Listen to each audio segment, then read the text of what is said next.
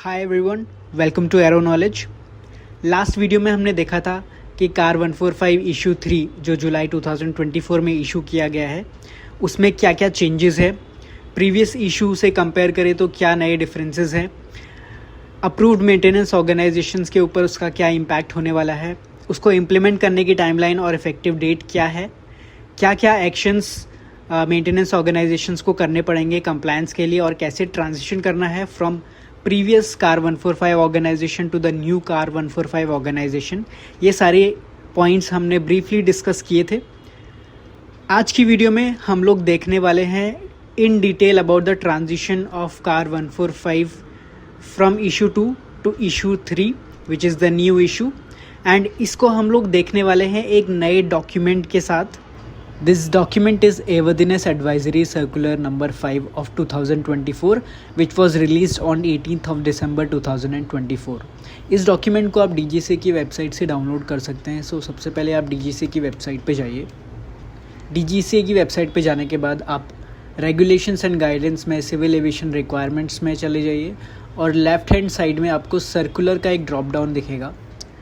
यहाँ पर जाकर आप एयरवर्दीनेस में जाएंगे और आपको यहाँ पर हर साल के जो भी सर्कुलर्स इशू हुए वो आपको मिल जाएंगे। 2024 में आपको AAC नंबर 5 मिल जाएगा, AAC 5 of 2024, transition of existing CAR 145 organisations to the new requirements of CAR 145 issue 3, यानी कि एग्जिस्टिंग कार 145 ऑर्गेनाइजेशन को कैसे ट्रांजिशन करना है from previous CAR 145 to the new issue of CAR 145। और वही चीज़ हमको ये डॉक्यूमेंट बताता है, हमको हेल्प करता है, ये गाइडेंस है। तो अगर आप यहाँ पे देखेंगे subject transition of existing CAR 145 organisations to the new requirements of CAR 145 issue 3 means जो एग्जिस्टिंग कार 145 ऑर्गेनाइजेशंस हैं उनको कैसे ट्रांजिशन करना है from the previous CAR 145 to the new issue of CAR 145।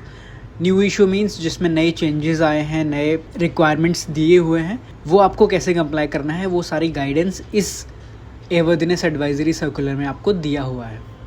Now we will be studying this document. So first, DGCA has revised requirements and issued car 145 issue 3 dated 31st July 2024 which becomes effective on 1st of January 2025. This AAC provides guidelines on the transition of existing car 145 issue 2 revision 5 organizations to the new requirements of car 145 issue 3। तो यहाँ पर बोल रहा है कि DGCA ने नया car issue किया है जो 31st जुलाई 2024 को इशू हुआ था और इफ़ेक्टिव है 1 जनवरी 2025 से। और ये जो AAC है, एयरवर्दीनेस एडवाइजरी सर्कुलर, ये हमको एक गाइडलाइन प्रोवाइड करता है for transitioning from existing CAR 145 to the requirements of new CAR 145 that is issue 3।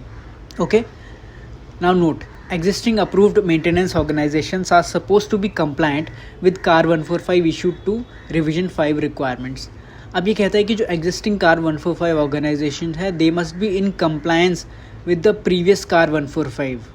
जो कार 145 का प्रीवियस इशू था, इशू 2 रिविजन 5, उसके साथ आपकी ऑर्गेनाइजेशन कंप्लायंस में होनी चाहिए, तभी आप ट्रांजिशन कर पाएंगे नए इशू के लिए जो कि इशू 3 है। ये पहला रिक्वायरमेंट है।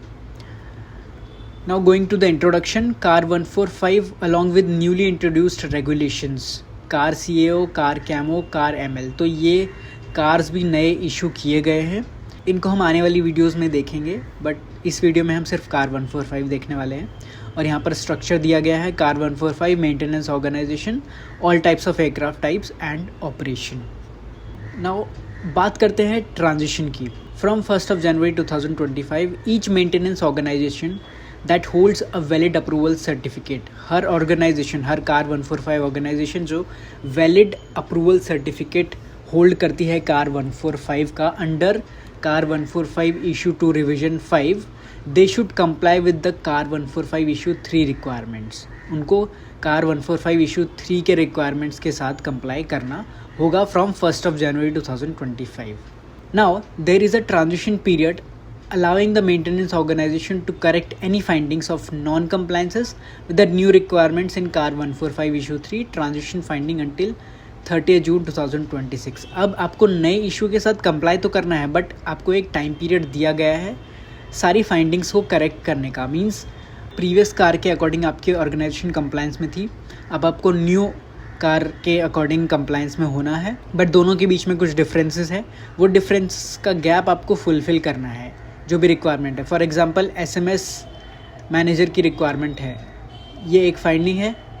इसको कंप्लाई करने के लिए आपको एक SMS मैनेजर को एम्प्लॉय करना होगा अपने ऑर्गेनाइजेशन में। अकॉर्डिंगली आपको अपने सारे डॉक्यूमेंट्स अमेंड करने होंगे।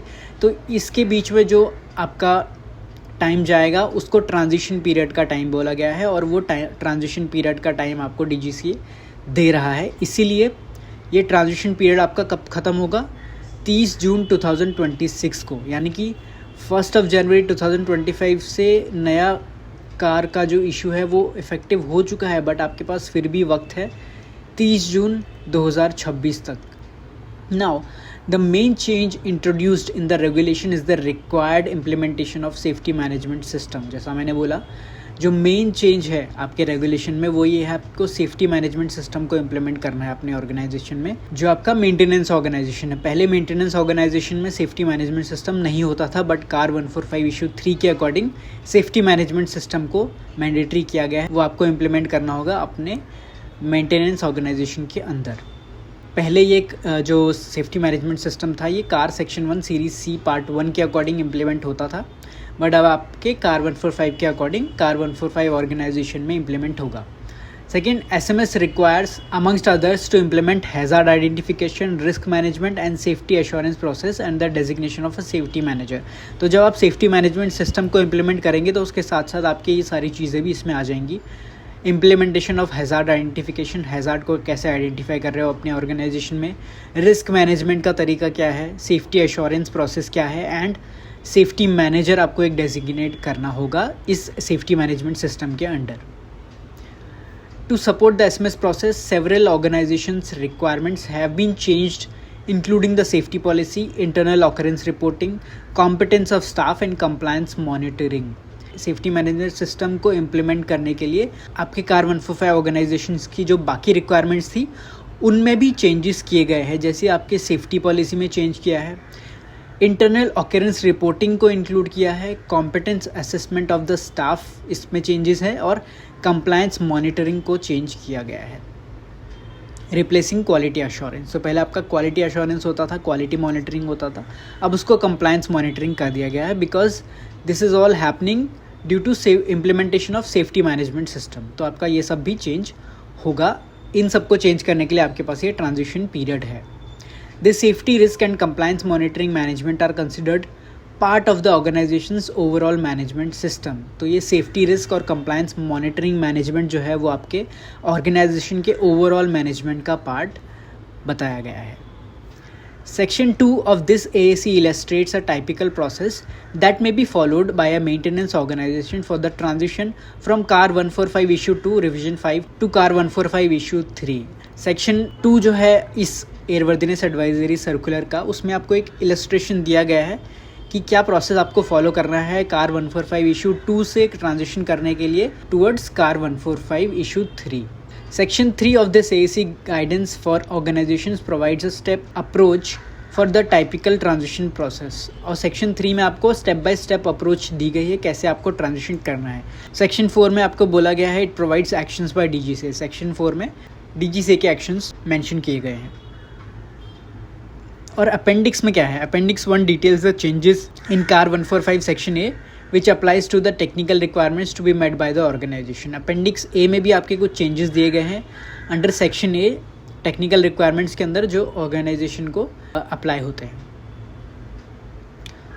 Talking about the convention in the rest of this document, new car 145 is the car 145 issue 3 issued on 31st July 2024, old car 145। तो अगर इस डॉक्यूमेंट में न्यू कार 145 कहीं पे मेंशन्ड है, इट मीन्स वो कार 145 इशू 3 की बात कर रहा है, और ओल्ड कार मेंशन्ड है तो इट मीन्स वो कार 145 इशू 2 की बात कर रहा है। ट्रांजिशन फाइंडिंग्स का मतलब है findings of non compliance related to CAR 145 issue 3 requirements as novel compare to old CAR 145 refer to appendix 1। Closure date for these transition findings shall not exceed 30 June 2026। This may include a single generic transition finding। तो transition finding का meaning है कि आपके CAR 145 के according क्या क्या requirements है जो आपके कार 145 इशू 2 में नहीं थी बट कार 145 इशू 3 में है, और आपने वो कंप्लायंस किया है या नहीं किया। अगर नहीं किया है तो ट्रांजिशन पीरियड में आपको वो कंप्लाई कर देना है till 30 June 2026. Generic transition finding that the maintenance organization has not introduced a management system pursuant the new CAR 145 requirements. Generic transition finding ये है कि आपकी ऑर्गेनाइजेशन ने अपना जो मैनेजमेंट सिस्टम है उसमें वो चेंज नहीं किया है जो CAR 145 न्यू रिक्वायरमेंट्स के अकॉर्डिंग कंपलसरी है.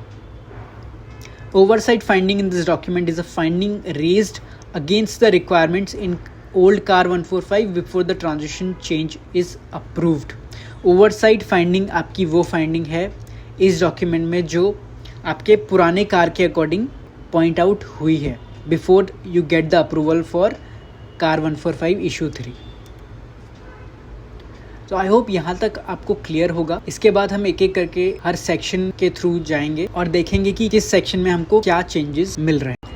So that was the end of this video. Wait for the next video, and if you have any questions, any doubts, please comment down so that I can address them in the next video. Thank you so much for your time. Please subscribe to the channel for more such videos.